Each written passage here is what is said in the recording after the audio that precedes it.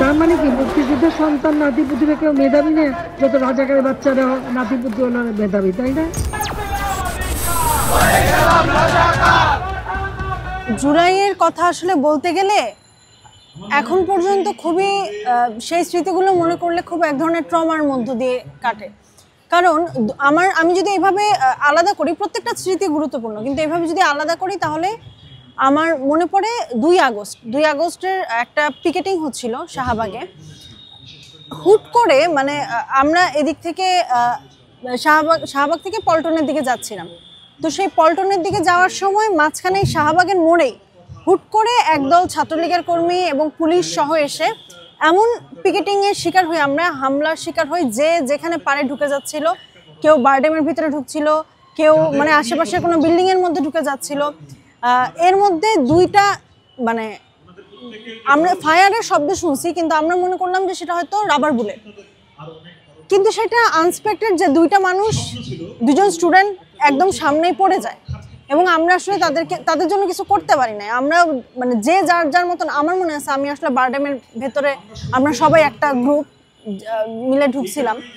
তো এই স্মৃতিটা আসলে এখনো মনে পড়ে। তাছাড়া রাত্রেবেলা কারফিউগুলো আমার মনে পড়ে, যে কারফিউর দিনগুলা প্রথমে ব্লকেটের পরে ইন্টারনেট ব্লকেট, তারপরে ইন্টারনেট যখন ব্ল্যাক আউট চলছিল তার মধ্যে তো কারফিউর ঘোষণা, সরকারি ছুটি ঘোষণা হলো 2 দিন।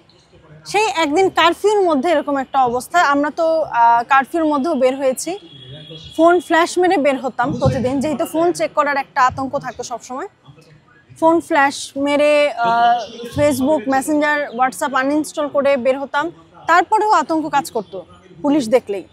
তো ওই কারফিউর মধ্যে আমার মনে আছে যে মিরপুর 10-এটার ঘটনা, আমার বাসা যেহেতু ওইদিকে, মিরপুর 10-এর মধ্যে প্রচণ্ড গোলাগুলি হয় সন্ধ্যার দিকে ফেরবার সময়, এবং সেই সময় কি পরিমাণ যে আতঙ্কিত কাটে, মনে হয় যে মানে যেই সামনে যাচ্ছে একদম পড়ে যাচ্ছে রাস্তায়। কিন্তু তারপরেও সবাই আশেপাশে আছে, এখানে কিছু জটলা হয়ে আছে, ওই কোনায় কিছু জটলা হয়ে আছে, কিন্তু কেউ আসলে বাড়ি ফিরে যাচ্ছে না।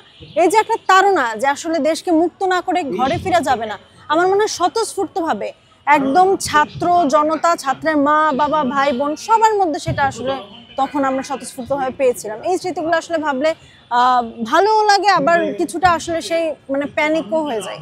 নারীদের জন্য আসলে এই পথটা খুবই চ্যালেঞ্জিং ছিল শুরু থেকে। আমাদের যেভাবে সাইবার বুলিং করা হয়েছে, যেভাবে পথে ঘাটে বিভিন্ন রকম হ্যারাস করা হয়েছে, সেটা ঠিক আছে, কিন্তু আসার কথাটা কি জানেন, আমরা আসলে শুধু আমি না, এটা কোনো নারী বোধহয় ভীত হয় নাই, বরং আমার দেখা মানে যেটুকু আমরা দেখলাম, রোকেয়া হল থেকে সর্বপ্রথম ছাত্রলীগের নেত্রীদেরকে চুলের মুঠি ধরে বের করা হয়েছে। তারপরে কিন্তু ছেলেদের হল থেকে ছাত্রলীগের নেতাদেরকে তারা বের করে দেওয়ার সাহসটা করছে।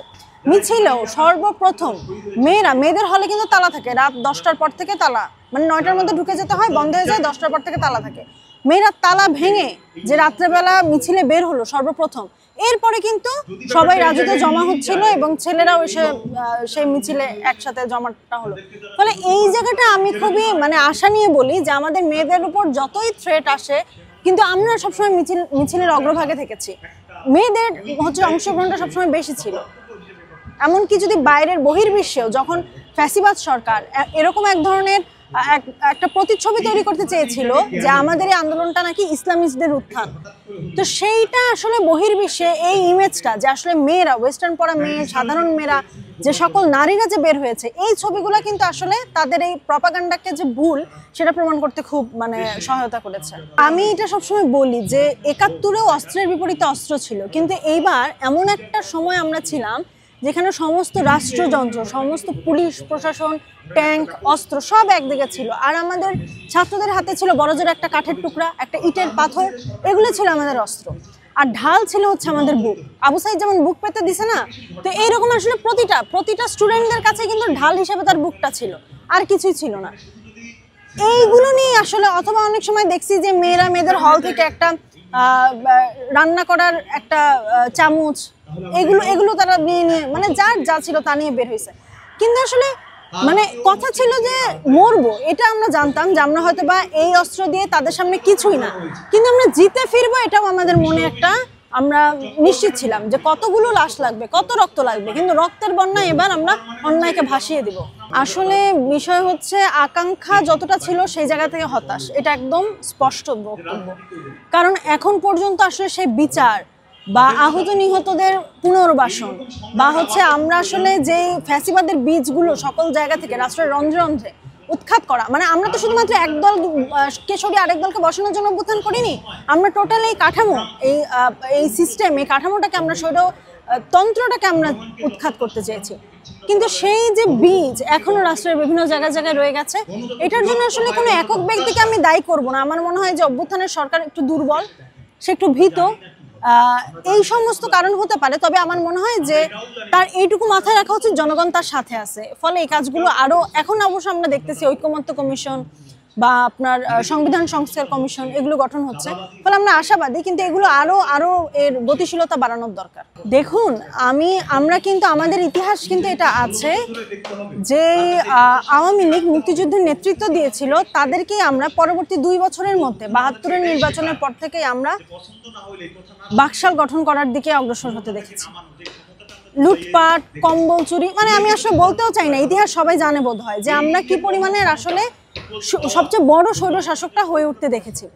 ফলে আমাদের আসলে এটা কেন পারে, কেন আমাদের যারা ক্ষমতায় বসে তারা পারতেছে কেন? কারণ আসলে এটা শুধু তাদের ফল্ট না, তাদের দোষ না, এটা আমাদের সবারই এক ধরনের মানে অবহেলার জায়গা বা সচেতনতার অভাবের জায়গার কারণে এটা হয় বলে আমার মনে হয়। এই জায়গায় যদি আমরা সবাই একটু সচেতন থাকি, আমরা যদি মনে করি যে আমরা আসলে সরকারকে বিপথে যেতে দিব না, তাহলে কিন্তু আমরা জনগণরা যদি সেই দায়টা কাঁধে তুলে নিই, আমার মনে হয় সেই সমস্যাটা হওয়ার কথা না।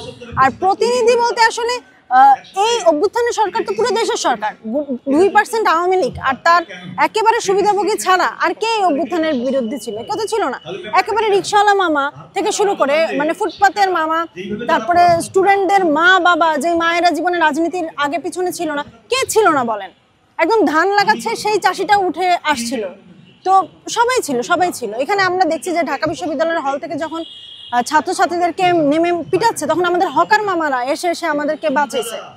ফলে এইটা মানে খুবই কমন দৃশ্য যে এটা আসলে প্রতিনিধি বলে একজন দুজনকে যদি আপনারা জুলাইয়ের কি বলবো সেটাকে, জুলাইকে জিম্মি করে ফেলে 1-2 জন বা তাদেরকেই মনে করেন যে তারাই জুলাইয়ের আসলে ওনার, তাহলে সেটা ভুল হবে। জুলাইটা আসলে আমাদের সবার। প্রথম কথা, এটা বিপ্লবী সরকার না। বিপ্লবী সরকার হতে পারতো, কিন্তু এটা আসলে বিপ্লবী সরকার না। এটা পরিষ্কার থাকতে হবে আমাদের। এইটা আমরা ভুলিয়ে ফেলি বলে অনেক সমস্যা হচ্ছে। এটা অভ্যুত্থানের সরকার। অভ্যুত্থান আর বিপ্লব আলাদা। বিপ্লব করে একটা পার্টি, একটা প্ল্যান ফুললি বিপ্লবটা করে, দমন করে অন্যান্য সকল পার্টিকে, রাষ্ট্রের সকল সিস্টেমকে সে দমন করে। আর অভ্যুত্থান কি? অভ্যুত্থান হচ্ছে বিভিন্ন মতাদর্শের দল একে অন্যের সহযোগিতায় সাধারণ মানুষ যখন সরকারকে মানে না, তা প্রতিবাদটা করে, সেটা হচ্ছে অভ্যুত্থান। ফলে এটা অভ্যুত্থানের সরকার, বিপ্লবী সরকার না। বিপ্লবী সরকার হিসেবে সে ফাংশনও করতেছে না, এটা খুব পরিষ্কার। বিপ্লবী সরকার হিসেবে ফাংশন করলে সে আসলে এই ক্ষমতা কাঠামোতে থাকতো না প্রথম থেকেই। আর হচ্ছে বাকিটা যেটা বললেন, আওয়ামী লীগের বিচার সহ অন্যান্য যে জুলাইয়ের আমাদের বাস্তবতা, সেটা আসলে পূরণ হতেই হবে। মানে এটা না করবার কোনো সুযোগ নাই। এটা না করে আসলে আমরা তাকে গদি থেকে নামতে দিব না ইউনূসকে, এটা করেই তারপরে তাকে ক্ষমতা ছাড়তে হবে। জুলাই সনদের জন্য আসলে 1 বছর, আমি আসলে এটা টাইম ফ্রেমে বেঁধে দিতে চাই না, তবে আমার মনে হয় করলে 1 বছরে করা যেত। যেহেতু হয়নি, আমরা সরকারকে একটু সময় দিতে চাই, তবে জুলাই সনদটা আমাদের লাগবে।